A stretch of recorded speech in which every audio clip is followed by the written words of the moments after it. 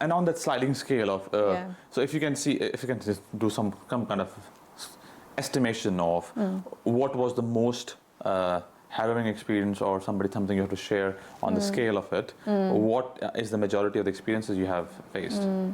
I think it's mostly just like racial slurs, like you're walking out in public and you have people attacking you and saying like, you know, raghead or, you know, go back to where you came from. And like, I guess there's a lot of fear because at the moment what you hear is like racial slurs and people yelling at you, but there's always that fear of like what if it becomes physical, and you know, what if you get hurt, how do you protect yourself, and also depending on what situation you're in, is other people going to help, are other people going to you know, get involved and actually protect you.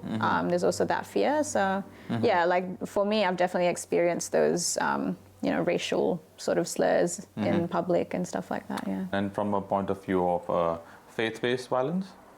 Yeah, definitely. I think it's very interesting because I think a lot of the time it is very dependent on what's happening in the world. So it's very crisis-based, and that's how, I guess, Islamophobia, the trend, that's when the trend spikes, and that's when Islamophobia spikes. It's a lot around what's happening in the world. And I think we were doing some research with the Islamophobia Register Australia, and we were looking at, for example, the Christchurch attacks. Even when the Muslim community was the one that was being attacked by a right-wing terrorist, it was still the Muslim community that experienced that rise in attacks. So things like, you know, racial slurs online, racial slurs in public, and vandalism and all of that. So, yeah.